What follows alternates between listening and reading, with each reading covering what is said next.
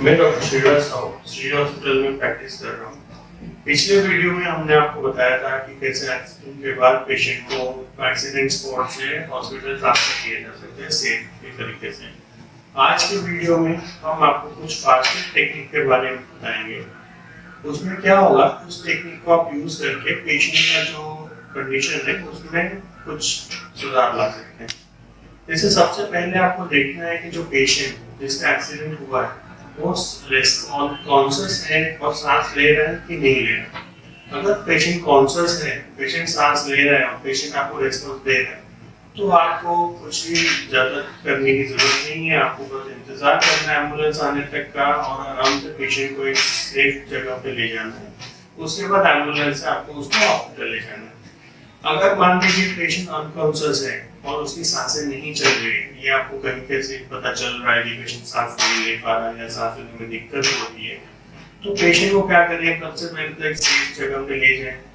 ले जाने के बाद अगर आपको सीपीआर टेक्निक्स पता है तो उसका अप्लाई करें। अगर आपको सीपीआर टेक्निक्स नहीं पता है तो उसका अप्लाई ना करें। कोई नजदीक में डॉक्टर या कोई हेल्थ केयर प्रोफेशनल हो तो उसकी मदद जरूर लें।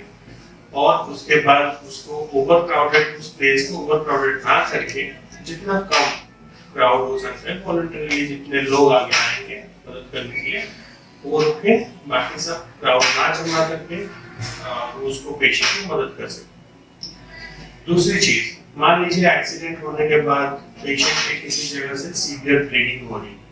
ब्लीडिंग होने से क्या होता है, पेशेंट का ब्लड लॉस होता है जो कि उसकी लाइफ के लिए डेंजर हो सकता है आगे चल के। जैसे कि मान लीजिए हॉस्पिटल ले जाने तक काफी ज्यादा ब्लड लॉस हो जाता है पेशेंट का, तो तब तक चल के पेशेंट का कंडीशन डिटोरेट कर सकता है। तो सर उसके लिए क्या जरूरी है, हमें सबसे पहले जो पेशेंट की ब्लीडिंग हो रही है उसको रोकना है। अब मैं बताने जा रहा हूँ आपको पेशेंट की ब्लीडिंग हम कैसे रोक सकते हैं। मान लीजिए पेशेंट का पैर से या हाथ से कहीं से ब्लीडिंग हो रहा है, तो सबसे पहले अगर कोई पास में नजदीकी मेडिसिन स्टोर आपको अवेलेबल है, वहां से सर्जिकल पैड या स्टेराइल पैड ले आइए।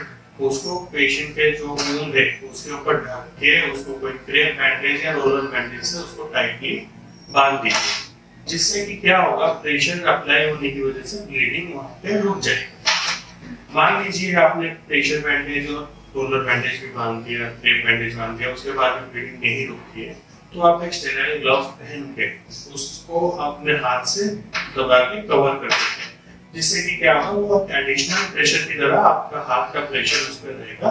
उससे क्या होगा, ब्लीडिंग रुक जाएगी। उसके बाद देखेंगे कि उसके कान से, नाक से या मुंह से खून निकल रहा है कि नहीं। जो कान, नाक और मुंह से खून निकलता है वो एक इंडिकेशन हो सकता है कि पेशेंट की कोई इंटरनल हेमरेज हुआ है और इंटरनल ब्लीडिंग है, इसकी वजह से उसका ब्लड निकल रहा है। उसमें आप क्या करेंगे, अगर कान से ब्लड निकल रहा है, जिस साइड से निकल रहा है, पेशेंट को हमें उसी साइड टर्न कर देना है, सुलाना है। अगर मान लीजिए नाक या मुंह से निकल रहा है तो हमें पेशेंट को ना सुला के पेशेंट को बैक का सपोर्ट देके उसको बिठा देना है कुछ टाइम तक, जिससे कि क्या होगा, वो जो ब्लीडिंग हो रही है वो अंदर जाने की वजह बाहर निकल जाए। क्योंकि अगर वो ब्लीडिंग अंदर जाती है और पेशेंट अनकॉन्शियस कंडीशन में है तो वो उसके लंग्स में जाके वो पेशेंट एस्पिरेट कर सकता है उसको, जो कि पेशेंट की लाइफ के लिए थ्रेट हो सकता है आगे चलके। ये करने के बाद अगर ब्लीडिंग नहीं रुकती है तो हमें क्या करना है, फिर से वही स्टेराइल पैड या किसी भी साफ कपड़े का यूज करना है ब्लीडिंग रोकने के लिए। उसके बाद हम देखेंगे कि जैसे बाइक का कोई एक्सीडेंट होता है या रोड पे क्या होता है, बर्न्स होते हैं। बर्न्स मतलब मान लीजिए जैसे कोई बाइक एक्सीडेंट हुआ, पेशेंट का स्किन साइलेंसर पे टच हो गई, उसमें बर्न्स हो गए, उसको हमें क्या करना है, उसको हमें कोई भी जो जिस स्प्रे या लोशन जैसे हमें कोई मिले उसको ना लगा के नॉर्मल ठंडा पानी उसमें डालना है, ताकि वो ठंडा रहे और वो ज्यादा बॉयल से वो ना हो, हॉस्पिटल ले जाने का। उसके बाद एक और चीज होती है, जैसे कि नॉर्मली एक्सीडेंट में क्या होता है, फ्रैक्चर एक चीज है जो कि कॉमनली हम देखते हैं कि कोई पेशेंट जैसे गिरता है, बहुत सारी कॉजेस की वजह से क्या होता है, तुरंत फ्रैक्चर हो जाता है। मान लीजिए हमें पता चलता है कि पेशेंट का हाथ या पैर कुछ भी फ्रैक्चर हुआ, तो हमें उसमें क्या करना है, सबसे पहले उसमें हमें सपोर्ट देना है। जो पार्ट उसका पेशेंट का फ्रैक्चर हुआ है, सपोर्ट क्यों देना है, सपोर्ट देने से क्या होगा, पेशेंट का पेन कम होगा और अगर कोई ब्लीडिंग उसमें हो रही होगी इंटरनली एक्सटर्नली, वो थोड़ा सा कम हो जाएगा। अब हमें जानना है कि सपोर्ट कैसे देना है। जैसे पेशेंट को हमने उठा के एक सेफ जगह पे ले गए, उसके बाद क्या करना है, जो कागज की हार्ड पट्टी आती है या कोई भी जो हमारे आसपास अवेलेबल हो, कोई भी हार्ड चीज, उसको जो फ्रैक्चर का जो है, मतलब अगर हाथ है या पैर है जहाँ फ्रैक्चर हुआ है, जो हमें लग रहा है देख के, उसके दोनों साइड में उसको रख के रोलर बैंडेज या किसी चीज से उसको बांध देना। जिससे क्या होगा ना, वो हाथ और पैर में जैसे मूवमेंट कम होगा, तो उसमें उसको दर्द और ब्लीडिंग, इंटरनल एक्सटर्नल अगर कोई भी ब्लीडिंग हो, वो उसको कम हो जाएगा धीरे। उसके बाद हम उसको एम्बुलेंस में पेशेंट को ट्रांसफर कर सकते हैं हॉस्पिटल में। इसके बाद हमें देखना है एक चीज और, जैसे पेशेंट के चारों तरफ भीड़ बिल्कुल भी नहीं जमाना है। उससे क्या होगा, जिस पेशेंट का एक्सीडेंट हुआ है, पेशेंट ऑलरेडी एक शॉक में होगा, तो अगर हम भीड़ और जमाएंगे तो पेशेंट हो सकता है ज्यादा शॉक में जाए, जिसमें उसके वाइटल्स में बदलाव आ सकता है, तो उसका बीपी बढ़ सकता है या कोई भी और चीज हो सकती है। तो अगर मान लीजिए जैसे कोई पेशेंट का एक्सीडेंट हुआ, उसका अगर हमें देख रहे हैं कहीं पे बहुत ज्यादा ओपन वुंड है या कोई घाव है जो कि गहरा भी हो सकता है, उसको हमें क्या करना है, कोई भी गंदे या नॉर्मल कपड़े से ना ढकना है। हमें ट्राई करना है, कोशिश करनी है कि कोई सर्जिकल पैड या फिर कोई स्टेराइल चीज हमें दुकान से या मेडिसिन स्टोर से मिल जाए, तो हमें उसको ऊपर कवर करना है।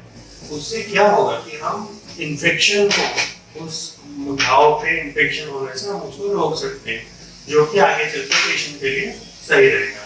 क्योंकि अगर उसमें एक बार इन्फेक्शन हो जाता है तो ये हो सकता है कि हमें पता नहीं होता कि वो कितना डीप, तो इन्फेक्शन अंदर तक भी हो सकता है कभी कभार।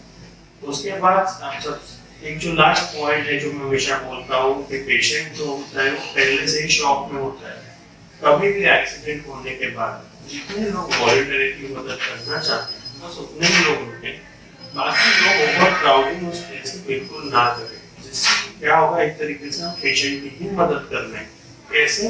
पेशेंट अगर ओवर क्राउडिंग देखता है तो पेशेंट पैनिक होता है, जिससे क्या होता है, उसकी वाइटल्स अनस्टेबल होते हैं, उसकी बीपी बढ़ने लगती है, हार्ट रेट बढ़ता है, ये सब चीजें होती है। तो ओवर क्राउडिंग को जितना हो सके उतना अवॉइड करिए।